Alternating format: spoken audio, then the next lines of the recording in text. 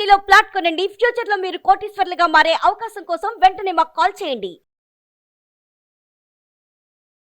నమస్కారం. కార్తీక పురాణం 9వ రోజు పారాయణలోకి వచ్చాం. అజామిళుడి కథ చెప్పుకుంటున్నాము. విష్ణుదూతలు యమదూతలు అజామిళుడి కోసం సంవాదం అన్నమాట.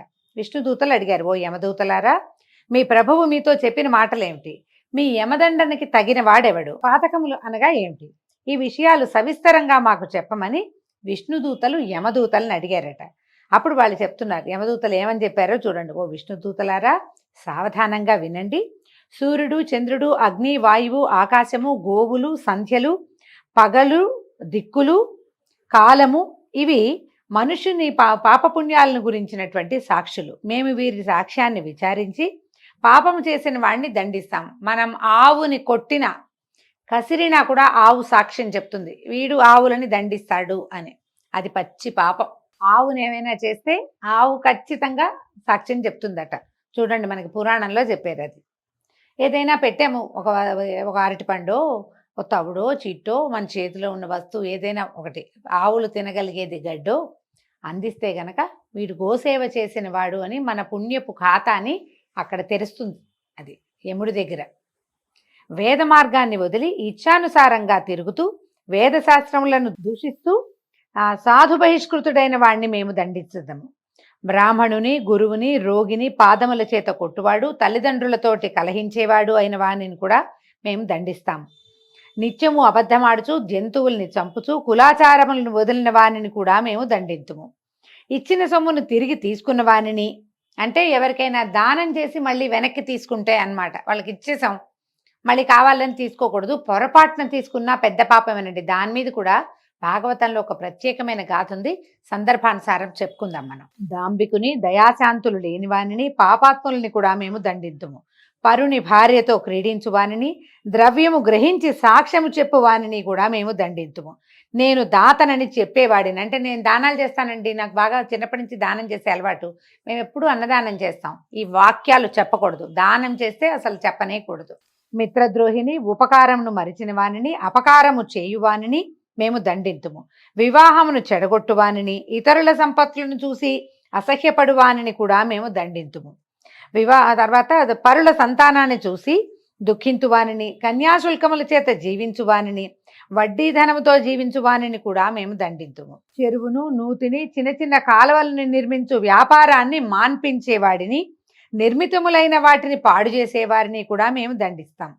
మోహము చేత మాతాపితరుల శ్రాద్ధమును విడిచిన వానిని, నిత్యకర్మను వదిలిన వానిని కూడా మేము దండింతుము. అంటే తద్దినాలు ఎందుకు, చనిపోయారు, పోయిన వాళ్ళు పోయారు, వాళ్ళకి ఇప్పుడు ఏం చేసినా వాళ్ళకి దక్కేది ఏమీ లేదు అని ఇలాంటి వాక్యాలు మాట్లాడే దౌర్భాగ్యులు చాలామంది ఉంటారండి. చచ్చిపోయిన వాళ్ళకి ఎందుకు చేయాలి అని, ఈ చనిపోయిన వాళ్ళకి ఎందుకు చేయాలన్న వాక్యాలు విని వాళ్ళ మోహంలో పడి చేస్తున్న, అంటే అలవాటుగా చేసేవి కూడా మానేస్తారు. పెద్దవాళ్ళకి పెట్టడము, పెద్దల్ని స్మరించుకోవటము, ఏదైనా నువ్వుల నీళ్ళు వదిలిపెట్టడము. మనం చేసుకున్నాం కదా మన పెద్దల రోజులు అని చెప్పి, ఆ రోజుల్లో కూడా క్రియలు చేయకపోయినా చెయ్యటాన్ని చెడగొట్టిన వాళ్ళని కూడా యమదూతలు దండిస్తారు. నిత్యపాక పరిత్యాగిని, పరపాక రతుని, పితృశేషాన్ని భుజించే వానిని మేము దండితుము. పరపాక పరిత్యాగి అంటే ఏంటంటే తాను వండిన అన్నంలో ఇతరులకి ఎంత మాత్రము పెట్టకుండా మొత్తం అంతా తానే తినేవాడు ఒకడు. పరపాక రతుడు అంటే నిత్యము పరుల అన్నాన్నే భుజించేవాడు. ఫ్రెండ్స్ బాక్సుల నుంచి రోజు కొట్టేసే వాళ్ళకు కూడా పాపమేనండి, వీళ్ళు కూడా నరకంలో పడతారు. చాలా శిక్షలు ఉంటాయి. వాడు పెడితే తినచ్చు, తీసుకుని తినకూడదు. ప్రతిరోజు ఎవరిదైనా తింటున్నా కూడా తప్పే. పితృశేషాన్న భోక్త అంటే శార్థ భోక్తలు భుజించిన తర్వాత తాను శిష్టాన్ని భుజించేవాడు. ఇతరులు దానం చేసే సమయంలో ఇవ్వద్దని చెప్పేవాడు. యాచించిన బ్రాహ్మణునికి ఇవ్వనివాడు. శరణుజొచ్చిన వారిని చంపు వానిని మేము దండిస్తాము. అంటే శరణుజొచ్చిన వాడు ఎవరైనా, అయ్యా నన్ను రక్షించండి అంటే వాడినే హింసించే వాళ్ళు కొంతమంది ఉంటారు, వాళ్ళని కూడా దండిస్తారట. స్నానమును, సంధ్యావందనమును విడుచువానిని, నిత్యము బ్రాహ్మణ నింద చేసేవాడిని, బ్రాహ్మణ హంతను, అశ్వహంతను, గోహంతను మేము దండింతుము. ఇంతవరకు చెప్పినట్టు పాతకములు చేయి మానవులు మా యమలోకమునందు మా చేత యాతనలను పొందుతారు. ఈ అజామిళుడు బ్రాహ్మణుని వంశంలో జన్మించి దాసీ సంగములోలుడై జన్మ మొదలు జన్మాంతము వరకు పాపములనే చేసినాడు. ఇతనిచే చేయబడిన పాపాలకు మితి లేదు, లెక్కలేదు.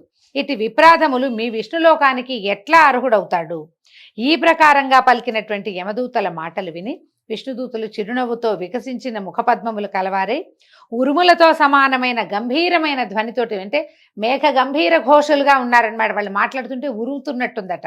నవ్వుతూ సంతోషంగా ఇలా చెప్పారట, ఎంత ఆశ్చర్యం, మీరు ఇంత మూఢులుగా ఉన్నారు, ధర్మానికి ఒక మర్యాద ఉంది, సావధానంగా వినండి, ధర్మ మర్యాద ఏమిటో మీరు తెలుసుకోవాలి. దుస్సంగమును విడుచువాడు, సత్సంగమును ఆశ్రయించువాడు, నిత్యము బ్రహ్మచింతనమును చేయువాడు యమదండార్హుడు కాదు. స్నాన సంధ్యావందనములు ఆచరించువాడు, జపహోమాదులు ఆచరించువాడు, సర్వభూతములందు దయావంతుడు కూడా యమదండార్హుడు కాడు.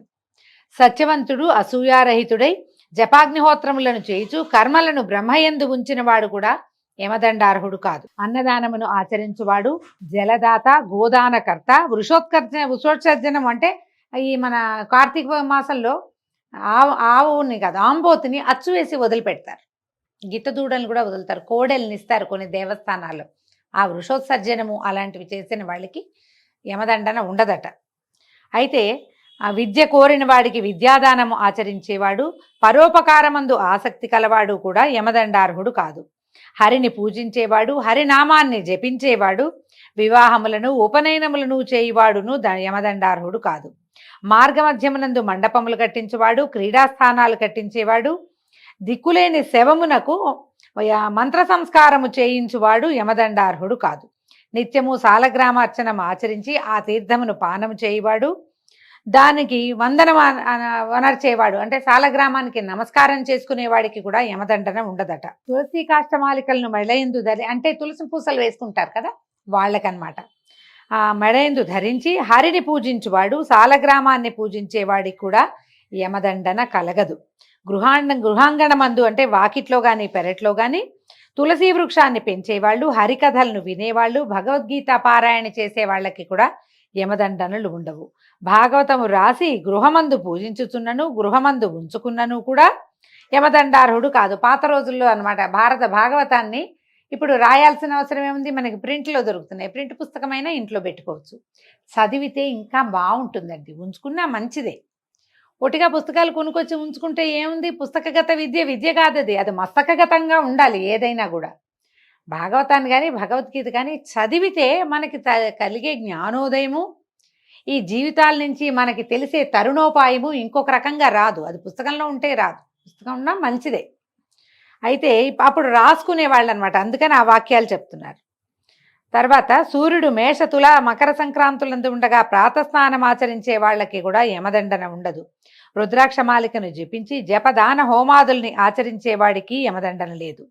ఎప్పుడూ అచ్యుత, గోవింద, అనంత, కృష్ణ, నారాయణ, జనార్దన, వాసుదేవ, శ్రీరామ అని హరినామ సంకీర్తనము ఆచరించేవాడికి కూడా యమదండన ఉండదు. కాశీయందు మణికర్ణికా ఘట్టమున హరిస్మరణ చేయుచు మృతిని చెందిన ఎడల వాడు సర్వపాపాలు చేసిన వాడైనను యమదండార్హుడు కాదు. దొంగ, కళ్ళు త్రాగువాడు, మిత్రహంతకుడు, బ్రాహ్మణహంత, గురుభార్య రతికుడు, స్త్రీహంత, రాజహంత, గురుహంత, గోహంత మొదలైన పాపాత్ములు కూడా మరణకాలమందు హరిని స్మరించిన ఎడల పాప విముక్తులు అగుదురు. మహిమను తెలుసుకొని గాని తెలియక గాని హరినామ సంకీర్తన గావించిన వారు పరమ పాపాత్ములైనను ముక్తులగుదురు. హరినామము సంకేతము చేత గాని పరిహాసము చేత గాని తెలిసి గాని తెలియక గాని స్వల్పముగా గాని అధికముగా గాని ఉచ్చరించినవాడు కూడా పాప విముక్తుడవుతాడు. పడినప్పుడు, తొట్టుపాటు పొందినప్పుడు, కొట్టబడినప్పుడు, జ్వరాదుల చేత పీడింపబడినప్పుడు, సప్త వ్యసనముల చేత పీడింపబడినప్పుడు, వశము కానప్పుడు కూడా హరి అని పిలిచినవాడు యమదండార్హుడు కాదు. అనేక జన్మలలో సంపాదించబడి ప్రాయశ్చిత్తములు లేక కొండల వలె పెరిగి ఉన్నటువంటి పాపములన్నీ కూడా భూమి యందు గాని స్వర్గమందు గాని హరినామ సంకీర్తనము చేత నశించును. మరణావస్థలో ఉన్నవాడు హరినామ స్మరణము చేసిన ఎడల వాని పాపములని అగ్నిలో ఉంచినటువంటి దూది వలె కాలిపోవును అని విష్ణుదూతలు ఇట్లా యమదూతలతోటి చెప్పారు. ఈ చెప్పిన తర్వాత అజామిళుడిని యమదూతలు పట్టుకున్నారు, అతని దగ్గర నుంచి వాళ్ళ దగ్గర నుంచి లాగేసుకున్నారనమాట. ఆ తర్వాత అజామిళుడు విష్ణుదూతలకు నమస్కారం చేసి మీ దర్శనం వల్ల నేను తరించానని చెప్పాడు. తర్వాత విష్ణుదూతులు అజామిళుడితో కలిసి వైకుంఠానికి వెళ్ళిపోయారు. అయితే ఏమైందట, ఈ అజామిళుడు యమదూత విష్ణుదూతల సంవాదం అంతా విని ఆశ్చర్యపోయాడు. వీళ్ళు మాట్లాడుకున్నవన్నీ విన్నాడు. అయ్యో ఎంత కష్టమైంది, ఆత్మహితం చేసుకోలేకపోయానే, చిచి నా బతుకు సజ్జన నిందితమైంది కదా, పతివ్రత అయిన భార్యను వదిలిపెట్టి కళ్ళు తాగేడి దాసిని భార్యగా స్వీకరించాను. వృద్ధులైనా నాకంటే నేను తప్ప ఇంకో దిక్కులేని మా అమ్మా నాన్నలు పరమ పుణ్యాత్ములు, వాళ్ళని కూడా నీచుడినై నేను విడిచిపెట్టాను. ఎంత పనిచేశాను. ధర్మహంతలు కాముకులు నిరంతరం అనుభవించే నరకమందు ఇప్పుడు నేను నిశ్చయంగా పడేదను. కానీ ఇదేం ఆశ్చర్యం, ఈ స్వప్నమా, ఈ నల్లకత్తుల్ని ధరించిన యమభటులు ఎక్కడికి వెళ్ళిపోయారు? నేను పూర్వజన్మమందు పుణ్యమాచరించిన వాడను, ఇది నిజం. అట్లు కానిచో దాసీపతినైన నాకు మరణకాలమందు హరిస్మృతి ఎట్లా కలిగింది? నా జిహ్వ హరినామాన్ని ఎట్లా గ్రహించింది? పాపాత్ముడినైన నేనెక్కడా? ఈ అంత్యకాలమందు నాకు ఈ స్మృతి ఎలా వచ్చింది? లజ్జని విడిచి నేను బ్రాహ్మణుల్ని చంపాను. నాకు నాలాంటి వాడికి మంగళకరమైన నారాయణ నామం ఎట్లా లభించింది అని బాగా ఆలోచించుకున్నాడు. మనము ఆత్మద్రోహం చేసుకుంటాం. ఈ ఆత్మద్రోహాలలో ఏమిటి? మనని మనం మోసం చేసుకోవటం మొదటిది. రెండోది, మనం ఆచరించవలసిన విధి విధానాలు ఏమున్నాయో అవేవి ఆచరించకపోవటం కూడా ఆత్మద్రోహం కిందే చెప్తారండి. నేను ఏమంటారు, లేటెస్ట్ డెవలప్ అయ్యాము, డెవలప్డ్ కంట్రీలో ఉన్నాం, లేదా దేశం ముందుకెళ్ళింది, చాలా నేర్చుకున్నాము, లేదా సైన్స్ బాగా డెవలప్ అయిపోయింది, ఈ మరణించిన వాళ్ళ కోసం చేసే విధి విధానం వల్ల ప్రయోజనం లేదు, జీవించి ఉండి కూడా దేవతా పూజనమో, దేవతా నమస్కారమో, దేవాలయ గమనమో ఇవన్నీ రహితమైనవిగా భావిస్తూ ఈ రకమైన ఆలోచన ధోరణి, అంటే దీన్ని ఏమనాలి, మనం తిరుగుబాటు ధోరణి, ఇవేవి సరైనవి కాదు, మేము ఇప్పుడు కొత్తగా తెలుసుకుంటున్నవే సరైనవి, ఇలాంటి ఆలోచన చేసినా కూడా ఆత్మద్రోహం చేసుకున్నట్టే. మన జీవుడికి సుఖపడే యోగం లేకుండా చేస్తాం. మనం ప్రపంచం విసిరేటువంటి రకరకాల రాళ్లని పట్టుకుని వాటి వెనకాల పరిగెడతాం. ఆ పరిగెత్తటంలో మనం సొంతానికి ఏమీ చేసుకోలేకపోతాం. మనం ఏ ఇంట్లో పుట్టామో ఆ ఇంటి మర్యాదని అతిక్రమించేస్తాం. ఏ జాతిలో పుట్టామో ఆ జాతికి కావలసినటువంటి మర్యాద గౌరవము లభించాలన్న ఆలోచన కూడా చేయం. అవన్నీ కూడా ఆత్మద్రోహాలే. పురాణాల్లో ఇట్లా చెప్పారు, చచ్చిపోయేటప్పుడు వీడు ఇన్ని పచ్చిపాపాలు చేశాడు, చనిపోగానే ఒకసారి చనిపోయే సమయంలో నారాయణ అంటే ఎట్లా సరిపోతుంది అని 100 సార్లు ఈ కథ విన్నప్పుడల్లా ప్రశ్న వస్తూనే ఉంటుందండి.